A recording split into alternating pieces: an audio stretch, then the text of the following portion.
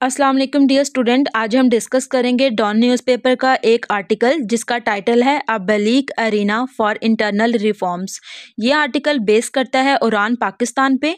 ये एक मंसूबा है, 5 ईयर प्रोग्राम है जो कि 2024 में स्टार्ट हुआ था और 29 पे एंड होगा। और इसमें हमने 5 ईज जो हैं, 5 ईज प्रोग्राम 5 ईज को अचीव करना है। और वो 5 ईज कौन कौन सी हैं? एक्सपोर्ट है, ई पाकिस्तान एंड एम्पावरमेंट है, इन्वायरमेंट है, एनर्जी है और इक्विटी है।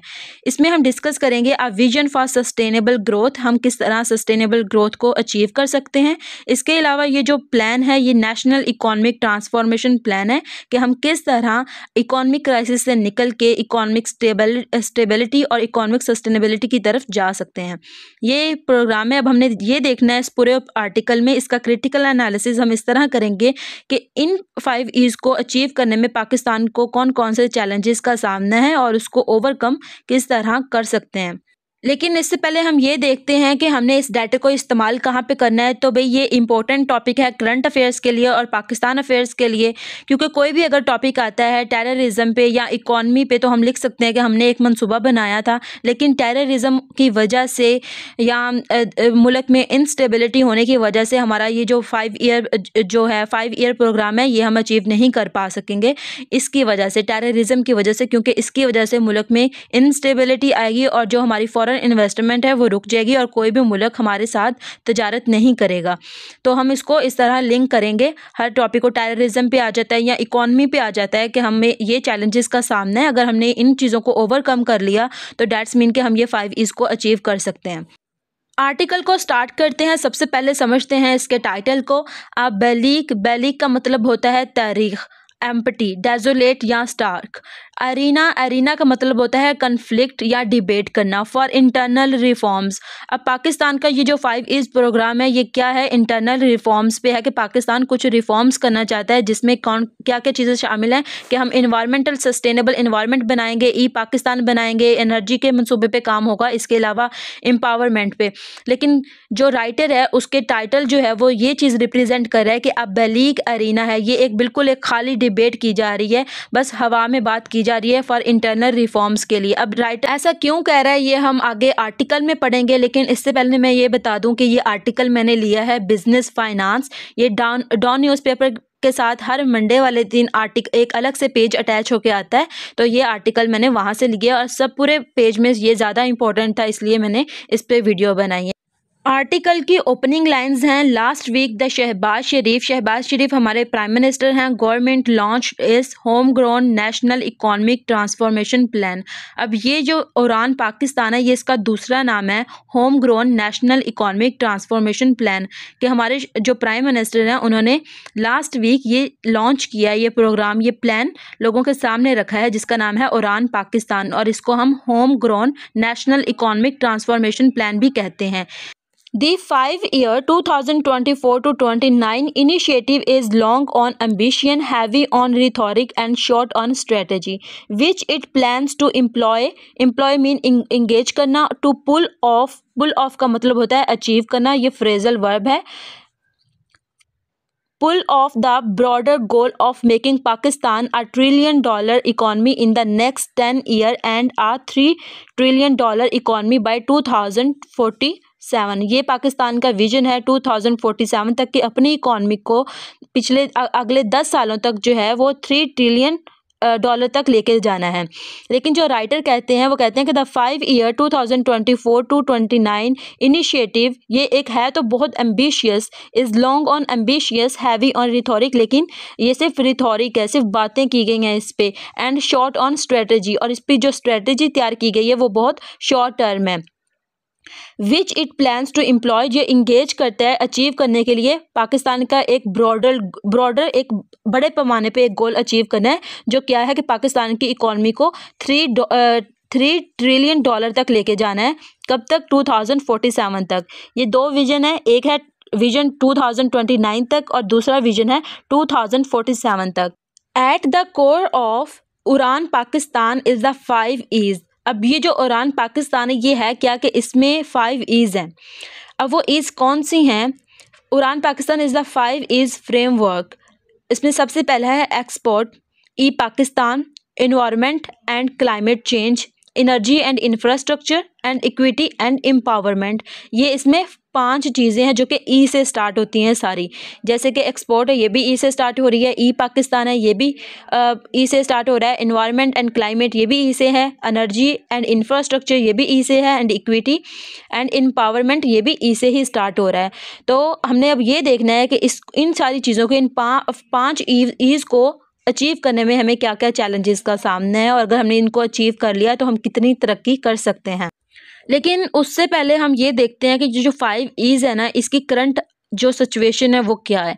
तो पाकिस्तान की जो एक्सपोर्ट है ना, ये पाकिस्तान की एक्सपोर्ट का होता है कि जो चीज़ें हम बाहर भेजते हैं, लेकिन पाकिस्तान की एक्सपोर्ट जो है ना वो कम है। पाकिस्तान में इंपोर्ट ज़्यादा चीज़ें हो रही हैं, जो बाहर से चीज़ें आती हैं वो ज़्यादा हैं। दूसरी साइड पे है ई पाकिस्तान। ई पाकिस्तान से मुराद है कि इलेक्ट्रॉनिक पाकिस्तान, डिजिटल पाकिस्तान। लेकिन आप मुझे ये बताएं कि अगर इंटरनेट स्पीड इतनी ही स्लो रहेगी तो क्या हम ई पाकिस्तान वाला गोल अचीव कर पाएंगे? बिल्कुल भी नहीं कर पाएंगे। मैंने कल 52 मिनट की वीडियो थी जो मैंने अपलोड करनी थी, और उसमें मुझे 12 घंटे लगे हैं। तो इतनी नेट की स्पीड स्लो है, तो क्या हम ई पाकिस्तान कभी अचीव कर पाएंगे इस कंडीशन के साथ? कभी भी नहीं। दूसरी साइड पे है इन्वायरमेंट एंड क्लाइमेट चेंज। तो कल हम लोगों ने जो क्लाइमेट चेंज पे रिपोर्ट पढ़ी थी, लोगों को क्लाइमेट चेंज के बारे में अवेयरनेस ही नहीं है, और लोगों को पता ही नहीं है कि वो सब यही समझ रहे हैं कि ये एक रिलीजियस पर्सपेक्टिव है, हम लोग कुछ गलत करते हैं तो डैट्स मीन कि हमें जो है वो सज़ा मिलती है अल्लाह ताला की तरफ से। ये तो लोगों को इन चीज़ों के बारे में अवेयरनेस है ही नहीं। दूसरी साइड पे एनर्जी एंड इंफ्रास्ट्रक्चर, इस पे भी हमने रिपोर्ट पढ़ी है कुछ दिन पहले क्लाइमेट रिपोर्ट में ही, कि हम एनर्जी पाकिस्तान में कितनी ज़्यादा है, और पाकिस्तान सिर्फ जो रीन्यूएबल सोर्सेज को इस्तेमाल करते हुए अपने एनर्जी गोल को अचीव कर सकता है। कि वर्ल्ड बैंक ने कहा कि सिर्फ पाकिस्तान जो है वो अपनी 0.07% भी लैंड इस्तेमाल करे तो वो अपने एनर्जी जितनी उसको चाहिए ना उतनी बना सकता है खुद ही। लेकिन पाकिस्तान में हम रीन्यूएबल ट्रांजिशन कर ही नहीं रहे हैं। तो हम एनर्जी के लिए एंड इंफ्रास्ट्रक्चर, हमें अभी ये भी पता है कि हमारी हालात ये भी ख़राब हैं। दूसरी साइड पे है इक्विटी एंड एम्पावरमेंट। ये हमारा सस्टेनेबल डेवलपमेंट गोल्स में से भी एक गोल है, लेकिन इसका भी हमें पता है कि पाकिस्तान में जॉब्स है ही नहीं, लोग बाहर जा रहे हैं, ब्रेन ड्रेन हो रहा है। दूसरी साइड पे अगर हम बात करें एजुकेशन की, तो क्या है कि 22 मिलियन बच्चे जो हैं वो आउट ऑफ स्कूल हैं, और इन 22 मिलियन जो बच्चे आउट ऑफ स्कूल हैं, इनमें से ज़्यादातर जो तादाद है वो गर्ल्स की हैं। गर्ल्स ज़्यादा नहीं पढ़ रही हैं, तो इसके वजह से क्या है कि हम इक्विटी को भी अचीव नहीं कर पा रहे हैं। दूसरी साइड पे अगर हम बात करें तो एजुकेशन उनके पास होगी तो ही तो वो कभी एम्पावरमेंट हो सकेंगे ना, फिर ही तो वो एम्पावर होंगे, खुद का कमा सकेंगे, वरना वो क्या होंगे कि पाकिस्तान की इकॉनमी पे बोझ ही रहेंगे। तो क्या है कि राइटर कहते हैं कि पाकिस्तान को सबसे पहले इस पे काम करना चाहिए। इन पॉइंट्स के जो अब चैलेंजेस हैं, सबसे पहले इनको ओवरकम करना चाहिए। ये पाकिस्तान में इंटरनेट की स्पीड को बेहतर करना चाहिए, इक्विटी एंड एम्पावरमेंट पे ख़ास तौर पे जो है वो फोकस करना चाहिए। इसके अलावा देखा हमने अभी कुछ दिन पहले ही जो न्यूज़ थी कि अब पाकिस्तान ने जो 44 कंट्रीज़ की एक कॉन्फ्रेंस हुई है उसमें भी पार्टिसिपेट किया, और मलाला यूसुफ ने उसको एड्रेस किया, और पाकिस्तान ने कोशिश किया कि वो जो गर्ल्स एजुकेशन पे काम कर सके। आगे है the document uploaded on the planning ministry site. अब ये जो उड़ान पाकिस्तान का मंसूबा था, ये कहाँ पे अपलोड हुआ था? प्लानिंग मिनिस्ट्री साइट, ये एक साइट का नाम है। Says that the Uraan Pakistan initiative would serve as a unifying road map to transform Pakistan into an economic powerhouse. अब जो है ना, ये जो उड़ान पाकिस्तान का मंसूबा है ना, ये हमें किस तरफ इशारा कर रहा है कि जो पाकिस्तान है वो बहुत जल्द जो है वो इकोनॉमिक क्राइसिस या एनर्जी क्राइसिस, या हमने जो भी 5 ईज़ पढ़ी हैं, और उन क्राइसिस से बाहर निकल के क्या करेगा, एक बहुत अच्छा शानदार मुल्क बन जाएगा। ना ही तो इन्वायरमेंटल जो है क्राइसिस हैं वो रहेंगे, ना ही ई पाकिस्तान मतलब कि जो हमें इंटरनेट के इश्यूज़ हैं वो भी नहीं रहेंगे, एक्सपोर्ट बेहतर हो जाएगी, क्लाइमेट चेंज बेहतर हो जाएगा, हम रीन्यूएबल ट्रांजिशन करेंगे, इसके अलावा एम्पावरमेंट हो गए उनके लोग। तो क्या है कि कहते हैं कि ये जो ट्रांसफॉर्म है ना पाकिस्तान, ये जो रोड मैप है उड़ान पाकिस्तान का, ये एक रोड मैप है to transform Pakistan into an economic powerhouse, into a economic stability और sustainability as the country's policy maker. अब जो कंट्रीज़ के पॉलिसी मेकर्स हैं, जो पॉलिसीज़ बनाते हैं, वो क्या कहते हैं? And planners seek to boost Pakistan economic growth from 2.5% last physical year to 6% and double the export to $60 billion a year over the next 5 years. अब ये जो पॉलिसी मेकर्स हैं उन्होंने क्या कहा है कि पाकिस्तान की जो इकोनॉमिक ग्रोथ है ना, वो हम बूस्ट अप करेंगे, उसको ज़्यादा करेंगे। और इसके अलावा जो एक्सपोर्ट है ना, अगले आने वाले 5 सालों में हम इसको $60 बिलियन तक लेके जाएंगे। अब आगे राइटर कहते हैं कि ये जो प्लान है ना, ये बहुत अच्छा है, लेकिन इसके बावजूद ना ये जो रोड मैप है ना, ये एक कोई एब्स्ट्रैक्ट टारगेट है। ये अचीव किया लगता नहीं है कि हम इसको अचीव कर पाएंगे। Yet it does not offer any glimpse, glimpse कहते हैं साइड को, दूर अंदेशी को, इन टू डैट रोड मैप। तो वो कहते हैं कि कोई ये जो रोड मैप है ना, ये वैसे तो बहुत अच्छा है, लेकिन इसके बावजूद ये जो 5 ईयर प्रोग्राम है, प्लान है, ये हमें कोई भी एक पॉजिटिव नहीं दिखा रहा है, एक दूर अंदेशी नहीं दिखा रहा कि वाकई हम इसको अचीव कर पाएंगे। बेरिंग, बेरिंग का मतलब होता है रोकना। अब्स्ट्रैक्ट टारगेट, अब्स्ट्रैक्ट टारगेट का मतलब होता है ऐसा टारगेट जो कि अचीव ना किया जा सके। तो राइटर जो है ना, वो कहता है कि ये प्लान तो अच्छा है, लेकिन हम इसको अचीव नहीं कर पाएंगे। Under this plan we will focus on growing our industry. अब हम इंडस्ट्री ग्रो करेंगे ही तो एक्सपोर्ट होगी।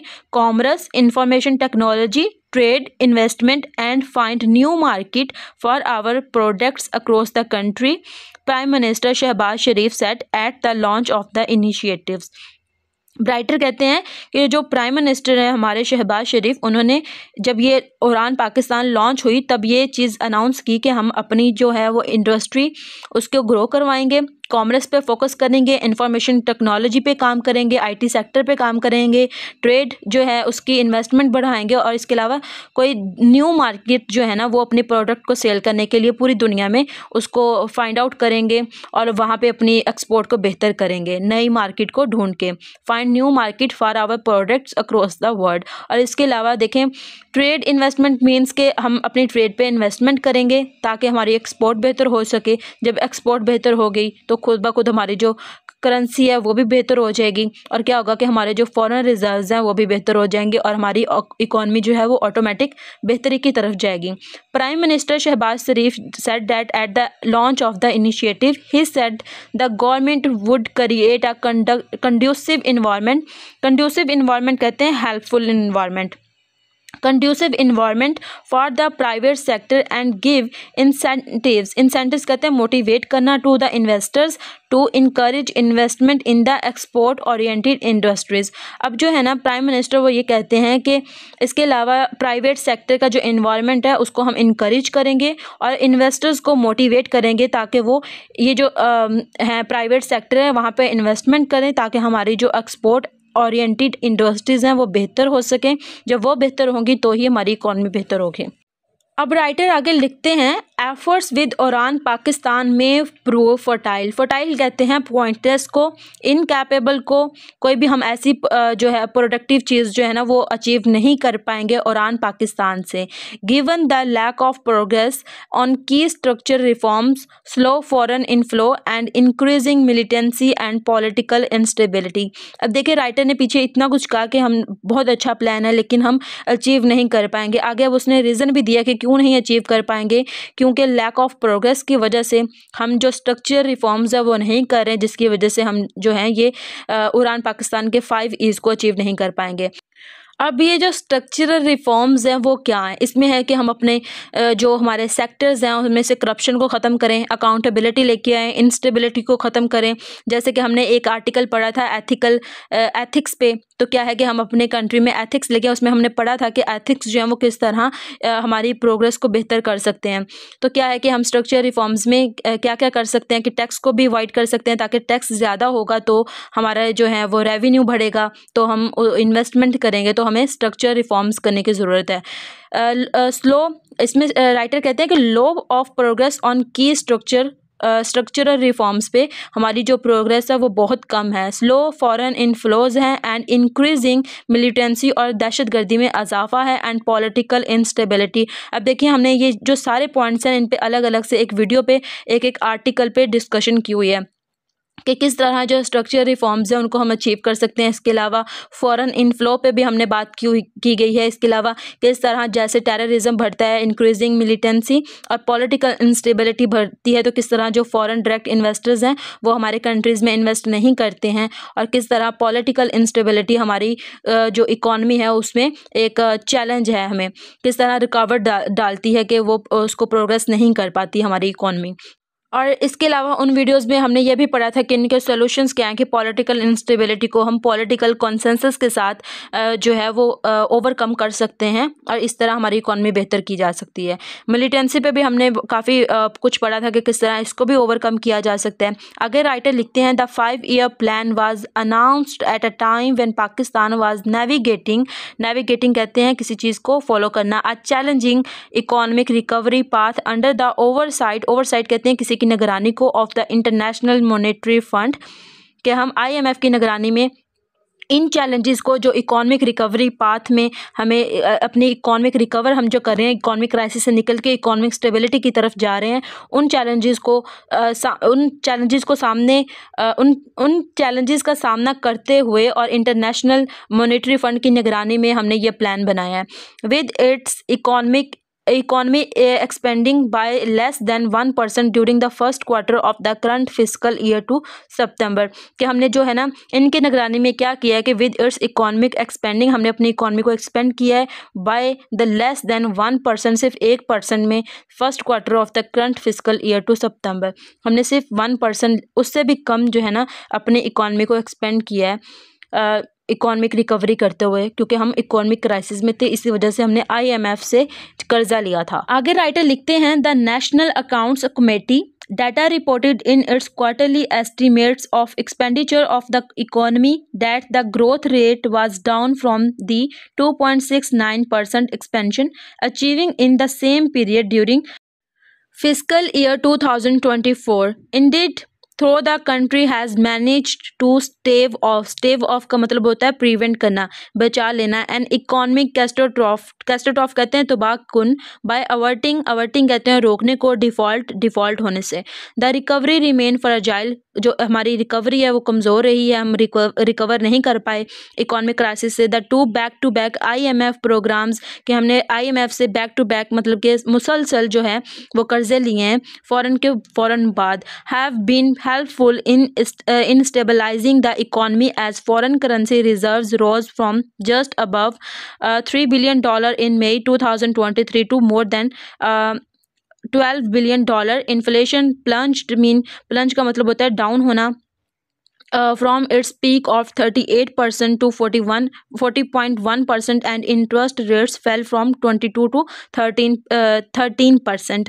अब राइटर लिखते हैं कि जो हमने इकॉनमी हमारी जो थी ना, जो हमने कर्जा लिया था IMF से, उससे हम लोग अपने इकोनॉमिक क्राइसिस से तो निकल आए हैं और डिफ़ॉल्ट होने से भी बच चुके थे, लेकिन उसके बाद क्या हुआ, हमने हमारी इकोनॉमी स्टेबल तो हो गई है लेकिन सस्टेनेबल नहीं हुई है। अब देखिए, जब हमने उनसे कर्जा लिए, अब हमने उनको वापस भी तो करना है ना। जब हम उनको वापस करेंगे तो क्या होगा कि हम उनको इंटरेस्ट के साथ वापस करेंगे। अब इंटरेस्ट के साथ वापस करेंगे तो क्या हमारी इकोनॉमी इस काबिल है कि हम उनको इंटरेस्ट के साथ पैसे वापस दे सकें? तो फिर हम क्या होंगे, क्राइसिस में आ जाएंगे। जब हम क्राइसिस में आएंगे तो हमारी कंडीशन पहले ही की जैसी हो जाएगी। तब तो हम बच गए थे डिफ़ॉल्ट होने से, क्योंकि हमने IMF से कर्जा लिया था। तो हमें पता ही है कि हमें उन्होंने $7 बिलियन किस तरह किन कंडीशंस पे दिया था, और किस तरह हम लोगों ने मुसलसल उनके पास जाके उनसे कहते रहे कि हमें दे दें, और वो हमारा जो है वो रिव्यू करते रहे हैं हमारी पॉलिसीज़ को, और फिर कहीं जाके उन्होंने हमें कर्जा दिया था। आगे लिखते हैं कि the plan is poised to boost economic growth to 6% and double the export to $60 billion a year that does not offer a tangible road map. Tangible mean के एक ठोस रोड मैप नहीं देता हमें कि हम इतनी ज़्यादा इकोनॉमिक ग्रोथ कर पाएंगे। However the nation's economic managers continue to struggle to develop means for sustainable and fast growth. अब राइटर कहते हैं कि जो नेशंस, जो हमारी कौम के इकोनॉमिक मैनेजर्स हैं, जो इसको मैनेज करते हैं, वो क्या करते हैं कि कंटिन्यूसली स्ट्रगल कर रहे हैं ताकि हम ऐसे ज़राए पैदा कर सकें ताकि हम कंटिन्यूसली सस्टेनेबल का होता है कि ज़्यादा अरसे के लिए, लॉन्ग टर्म सस्टेनेबल जो है ना वो अपनी इकोनॉमी को स्टेबल रख पाएँ। And fast growth because the economy still lack the strength to grow at a faster pace कहते हैं कदमों को, कि हमारी जो इकोनॉमी है ना वो ज़्यादा कदम तेज़ नहीं चल रही है बल्कि बहुत स्लो है, फ्रेजाइल है। अमिड्स कहते हैं इसी के दरमियान में shrinking foreign officials and private inflow. अब देखें, अब ये जो हमने आगे पढ़ा था, जब राइटर कहते हैं कि हम लोग इनको अचीव नहीं कर पाए, तो हमने क्या पढ़ा था कि स्ट्रक्चर रिफॉर्म्स की लैक ऑफ प्रोग्रेस की वजह से। दूसरी तरफ क्या था कि increasing militancy and political instability. अब हमारे जो फॉरेन ऑफिशियल्स हैं, जो फॉरेन इन्वेस्टर्स हैं, वो क्या करते हैं कि उनकी श्रिंकिंग हो रही है, उनकी कमी हो रही है। क्यों हो रही है? क्योंकि भाई उनको हम पे इत्मीनान नहीं है। जैसे कि हमने चाइना की, जब हमने फॉरेन पॉलिसी वाला पढ़ा था, तो उसमें क्या था कि जो चाइना है ना, उसने कहा था कि अगर आप अपनी सिक्योरिटी को बेहतर करते हैं तो ठीक है, वरना सी पैक को भी जो है वो खतरा है, सी पैक के मंसूबे को भी। तो राइटर कहते हैं कि मैनेजर्स कोशिश तो कर रहे हैं कि इसको मेंटेन करें, सस्टेनेबल करें, लेकिन इसके दरमियान में ही हमें बहुत सारे चैलेंजेस में अब ये भी सामना है कि उसमें फॉरेन ऑफिशियल्स जो हैं उनकी कमी हो रही है, दूसरी साइड पे प्राइवेट इनफ्लोस की। Most analysts do not expect the economy to come out of the stabilization phase over the next couple of years, let alone get on a rapid growth trajectory anytime soon। अब बहुत से जो analyst है ना, वो इस चीज़ की तवक्का नहीं रखते कि हमारी जो इकॉनमी है ना वो स्टेबल हो पाएगी कुछ अरसे, कुछ सालों तक। और अब हमने ये देखना है कि ये जो एनालिस्ट है ना, ये ऐसा क्यों समझते हैं। The economic issues of the country are further compounded by growing militant violence across the country and unresolved political tensions. अब ये जो एनालिस्ट है ना, वो इसलिए समझते हैं कि जो इकोनॉमिक इश्यूज है ना हमारे कंट्री में, वो लिंक्ड हैं किसके साथ? मिलिटेंट वायलेंस के साथ, दहशतगर्दी के साथ, और दूसरा क्या है? पॉलिटिकल टेंशन की वजह से, कि इसको भी सॉल्व नहीं किया जा रहा। कंट्री में पॉलिटिकल इंस्टेबिलिटी है, इसकी वजह से हमारे जो है ना वो इकोनॉमिक क्राइसिस से बाहर नहीं आ सकते। हमें ये एक इशू है हमारी इकोनॉमी को। अब किस तरह है, अगर हम एग्जांपल लें सी पैक की, तो सी पैक जो है वो इकोनॉमिक रिलेटेड एक प्रोजेक्ट है ना। तो क्या है कि जब वहाँ पे जो लोग काम करते हैं उनको बिला वजह कत्ल कर दिया जाएगा। तो जैसे कि हमने पिछले आर्टिकल में पढ़ा था, जब फॉरेन पॉलिसी वाला पढ़ रहे थे, तो उसमें क्या था कि हमने पढ़ा था कि जो चाइनीज़ है ना, वो इस बात पे कंसर्न है कि उनके जो वहाँ पे आदमी काम करते हैं ना, उनको सिक्योरिटी दी जाए, सिक्योरिटी प्रोवाइड की जाए। क्योंकि हमने देखा जैसे कराची एयरपोर्ट पे धमाका हुआ, तो वो उसमें चाइना के जो दो लोग थे वो मारे गए। तो फिर इस बात पे हमारा जो वो प्रोजेक्ट है वो भी रुका हुआ है। तो उन्होंने कहा था कि सी पैक के मंसूबे को फ्यूचर में खतरा है इस बात पे, अगर आप लोगों ने अपनी मिलिटेंट वायलेंस को कंट्रोल ना किया तो। दूसरी साइड पे अगर हम पॉलिटिकल टेंशन की बात करें, तो अगर हमारे कंट्री में हर दूसरे दिन धरना होता है, तो अगर इस्लामाबाद जैसे बंद हो गया था, कुछ दिन पहले की बात ही है, तो वो सारा जब एरिया बंद कर दिया जाएगा, तो इसका मतलब है कि हमने एक्सपोर्ट इम्पोर्ट बंद कर दी। हमारे कैपिटल में लोग बाहर आ जा नहीं पा रहे हैं, स्कूल्स बंद हो गए हैं, तो इसकी वजह से भी हमारी इकोनॉमी को सेटबैक मिलता है। तो जब तक हम अपने कंट्रीज़ में मिलिट्री वायलेंस को कंट्रोल नहीं करेंगे, इसके अलावा पॉलिटिकल टेंशन जो है इसको ख़त्म नहीं करेंगे, कॉन्सेंसस नहीं करेंगे आपस में पार्टीज़, तो क्या होगा कि हम तब तक अपनी इकोनॉमी को राइज नहीं कर पाएंगे, तब तक हम अपनी इकोनॉमी को स्टेबल और सस्टेनेबल नहीं कर पाएंगे। The announcement of the initiative almost coincide with the release of the report by the centre for research and security studies which term 2024 the deadliest year for Pakistan's civil and military security forces in a decade, with at least 685 fatalities and 444 terror attacks suffered। अब देखें ये जो report आई थी, अगर हम इसको link करें militant violence के साथ, तो क्या है कि जो एक रिपोर्ट आई है पाकिस्तान में, किसकी तरफ से? Centre for research and security की तरफ से। उन्होंने कहा है कि पाकिस्तान का जो साल था 2024 वो डेडलीस्ट ईयर था। किन के लिए? पाकिस्तान की सिविल के लिए और मिलिट्री सिक्योरिटी फोर्सेस के लिए, क्योंकि इसमें कम से कम जो है ना वो 685 जो है फर्टिलिटीज़ हुई हैं, मौत हुई है इतने लोगों की, और इसके अलावा 444 टेरर अटैक्स हुए हैं। तो पाकिस्तान में देखें, अब हमें ये एक रिपोर्ट मिल गई कि हम किस तरह टेररिज्म के साथ अपनी इकोनॉमी को लिंक्ड कर सकते हैं, कि किस तरह जो हमारे कंट्री में मिलिटेंट अटैक्स होते हैं, इसकी वजह से फॉरेन डायरेक्ट इन्वेस्टमेंट नहीं हो पाती, या जो लोग हैं यहाँ पे काम करने से या हमारे मुल्क में इन्वेस्ट करने से डरते हैं।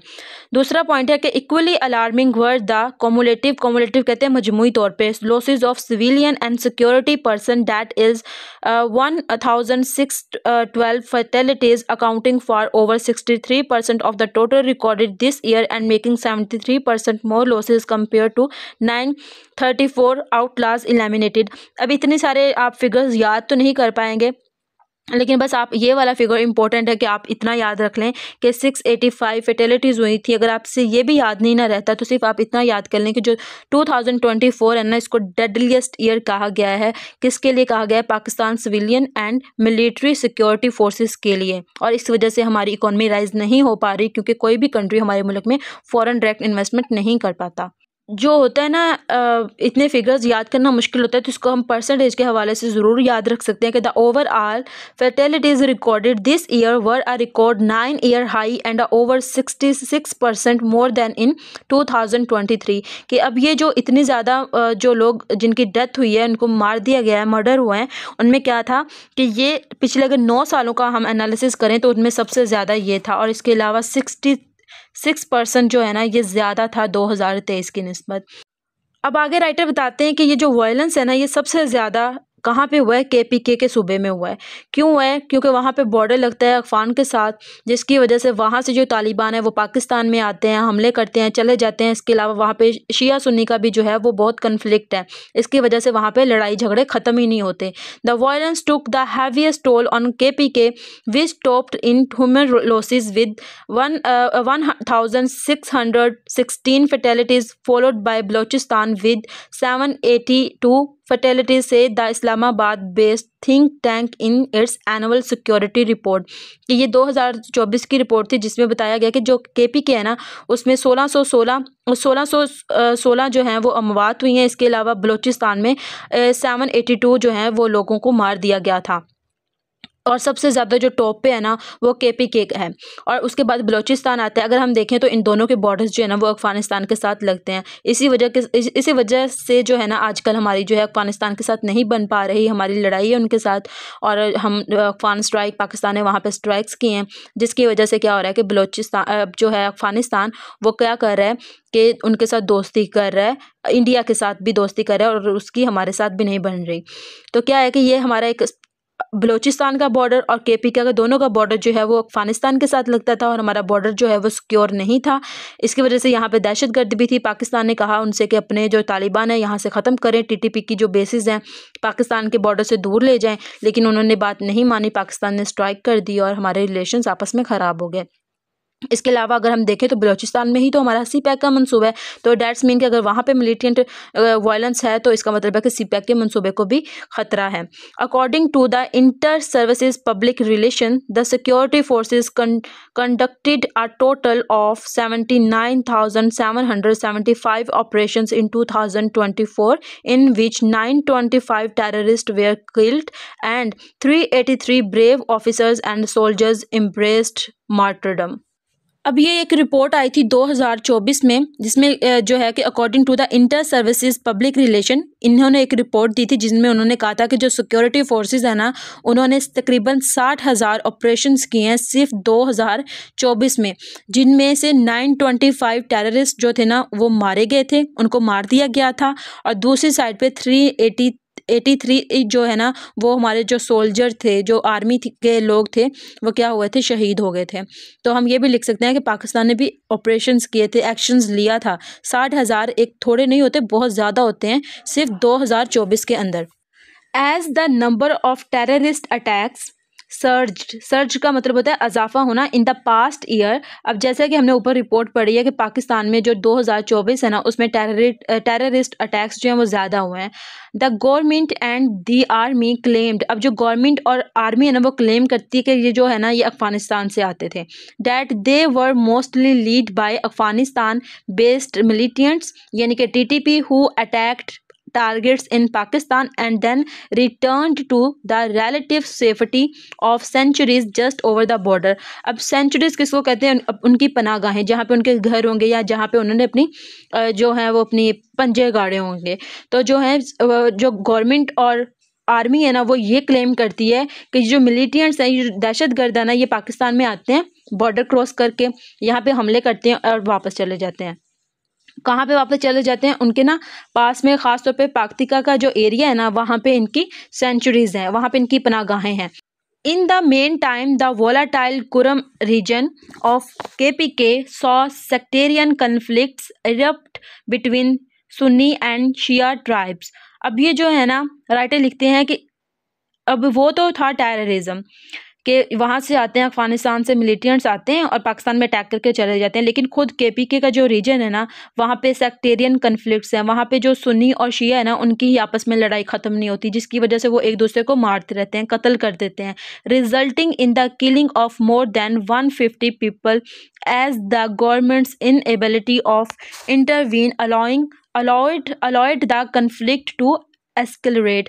अब ये कहते हैं वहाँ पे केपीके में जो है ना, वो पीटीआई की गवर्नमेंट है, और गवर्नमेंट जो है ना वो कहती है कि ये गवर्नमेंट की इनएबिलिटी है, ये उनकी जो है ना, ये उनकी सलाहियत नहीं है उसमें इतनी कि वो इस कन्फ्लिक्ट को ख़त्म कर सके। अब देखिए, अगर हम यहाँ पे देखें तो यहाँ पे उलमा अकराम जो है ना, वहाँ पे इनको काम करना चाहिए कि हम शिया सुन्नी कन्फ्लिक्ट से बाहर आएँ, एक मुसलमान बनकर रहें। तो क्या है कि अब 150 लोग मारे गए, तो क्या कत्ल करना शिया या सुन्नी में किसी को, किसी भी जो है इस तरह का सेक्टेरियन कन्फ्लिक्ट्स है वहाँ पे ये जायज़ है, किसी को कत्ल करना, किसी भी मज़हब में किसी को भी कत्ल करना जो है वो जायज़ नहीं है। लेकिन इनके कन्फ्लिक्ट्स में क्या था कि सुन्नी एंड शिया ट्राइब्स में resulting in the killing of more than 150 people, वहाँ पे 150 लोगों को जो है वो मार दिया गया था। तो वहाँ पे हम लोगों ने दो देखा, एक तो था कि केपी के इलाके में जो है वो इंस्टेबिलिटी क्यों है। पहली रीज़न थी मिलिटेंट्स, क्योंकि वहाँ पे अफगानिस्तान का बॉर्डर शेयर हो रहा है, इसकी वजह से। दूसरी रीज़न थी कि वहाँ पे सेक्टेरियन कन्फ्लिक्ट्स हैं, सुन्नी एंड शिया की वजह से लोग आपस में लड़ते रहते हैं और एक दूसरे को कत्ल करते रहते हैं। इसके अलावा वहाँ पे ज़मीनों का भी जो है ना, वो जो है ज़मीन जगह का, वहाँ पे भी उनकी वजह से भी उनमें लड़ाई रहती है बाज़ औक़ात। The continued militancy and violence remain a major risk to the country's economic growth and investment. The Chinese company, for example, are reluctant to relocate here due to the uncertain security conditions. अब देखें, ये जो हमने सारी ऊपर बात पढ़ी, यही था कि जो मिलिटेंसी है और वायलेंस है ना, इसकी वजह से मेजर रिस्क है किसको, पाकिस्तान की इकोनॉमिक ग्रोथ को और इन्वेस्टमेंट को।